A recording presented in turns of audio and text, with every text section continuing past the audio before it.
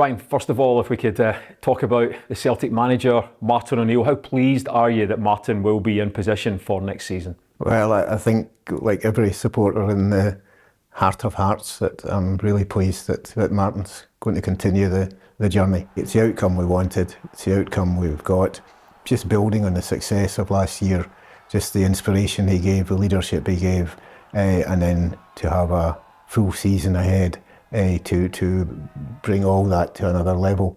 I think it's really exciting for supporters, and a tribute, a very, very well earned tribute to Martin, that we wanted him and he wanted to come back to continue that journey. So absolutely delighted. You know, even taking into account the success that he's had at this club in the past and what he means to all the supporters, did his achievements even exceed your own expectations?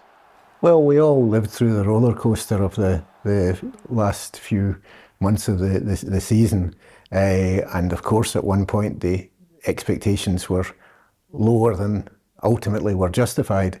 But the way we got there and the closing stages of the season were just phenomenal, and I don't think that would have happened if we didn't have that leadership. A fantastic achievement by the players, of course, but the two came together. The management and the players, they give us just a real Celtic blend that got us over the line. So it was a stunning end to the season, and that's what we build on. And from the moment the new season kicks off, it's where we'll hopefully continue. And now that the manager is in place, Brian, the fans are very keen to see the squad improve, to see the squad developed into what is a very crucial season. Are you prepared to give Martin the backing that he needs? Well, absolutely, and that is very much part of the basis on which he's wanted to come back, and we wanted him to come back. It's going to be a very active next few weeks.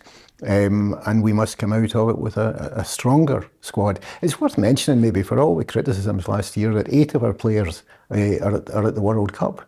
We had a lot of very, very good players, so we want to not only retain that strength, but also to build on it.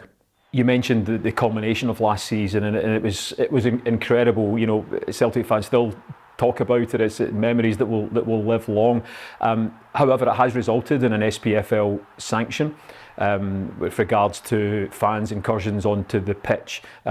First of all, if I could get your response to those sanctions.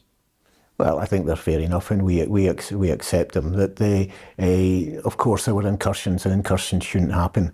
But they were in very particular circumstances, very emotional circumstances, and you don't have to look very far to see other examples of the same thing happening. In fact, on a far bigger scale. And so we do what we can, and we note and supporters will note the warning that if it happens again, that there are further sanctions likely. But personally, I wouldn't be too censorious. That things happen in emotional circumstances, and you don't get much more emotional circumstances in football than the conclusion to the last couple of games of the season. Now that the SPFL have made this decision and given the sanctions to the club, maybe I could ask you to speak more broadly on it, because on the one hand, yes, everyone agrees that fans shouldn't run on the pitch, but perhaps two things can be true at once. That plus the fact that the narrative around what actually happened and the detail and around what actually happened was maybe, I say maybe, it was completely over-exaggerated. Would you have anything to add to that? Well, we took a conscious decision in the immediate aftermath of the season, and the Hearts game in particular, of not to join in exchanges of words with anyone. We were celebrating winning a double, and we were not going to get bogged down in what actually was an absurd series of debates about issues which didn't really exist, and one by one they've been chopped off. There was nobody attacked. The game did finish. What else was there? The Hearts players were not advised by police to leave the stadium promptly. It was all rubbish, and yet people who should have known better, or people with access to grind who couldn't quite conceal them, made this into a running narrative until it ran out of steam. So we weren't going to get involved in that stupid debate. Anyway, we let all that pass under the bridge. And at the end of the day, what matters is we won a double. We won it in great style. And none of these issues that were turned into great mountains of controversy by artificial controversy held any water whatsoever. And of course, if anything had or did come to light, then we'd deal with it just as we have done in the past. So how important is it for you that the good name and the good reputation of Celtic supporters remains and that their integrity on the whole isn't questioned? Well, I just think that what it brought to the surface were attitudes that you prefer didn't exist, and where the opportunity was taken, partly out of deep-seated resentment of Celtic's success, and partly just out of sheer ignorance and opportunism, to run these stories for not just for days but for weeks. And then, as I say, it all proved to be froth, and what was there at the end of the day was that Celtic won the league, Celtic won the cup, because Celtic deserved to win both of them on the field of play without any of these noises off. The Chief Constable at Police Scotland has also criticised the club and Scottish football in a whole for what she says is a failure to control fan behaviour. Is that something you'd like to respond to? Well, again, I'm disappointed by these kind of generalisations from the Chief Constable. If you boil it down to the specifics of what Celtic do and the relationship we have at an operational level with the police, it's very good. They recognise that, and we will continue to do that. But maybe the Chief Constable should maybe look at her own organisation's response at a senior level.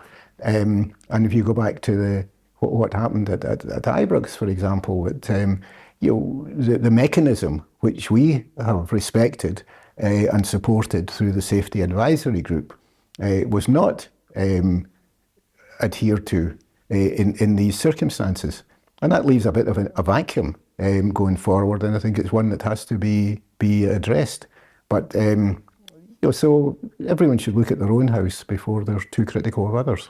Looking ahead then to next season with Martin at the helm, a great response to the season ticket campaign. We know the stadium was going to be rocking again. What would you like to say to the supporters who have once again backed the team for next year?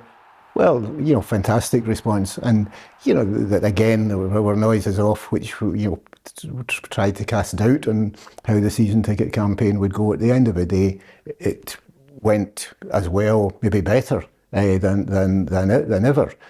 So we are going to have a full stadium, and so I go back to my old theme, which is it should also be a united stadium. And time and time again, I have said, other colleagues have said, that mistakes were made last season, that the board made mistakes, individuals made mistakes. All of that has admitted, but everyone has to look at themselves about their role in the earlier parts of last season. And the lesson is that division doesn't work. Division is bad for the team, it's bad for the club, and ultimately it's bad for success and what we all want to share in. So let's not have repetitions of that. Nobody's ever going to be united in praise of board or manager probably or anyone else. But let these divisions take place outside of the stadium, and let's have a unity that undoubtedly helped the team over the line in the end last season. Yeah, I don't think there's any doubt you could see what unity brings to the team on the pitch, as was evidenced at the end of last season. But in terms of anything with substance, anything concrete, any plans in place in order to engage with fans on a more consistent basis?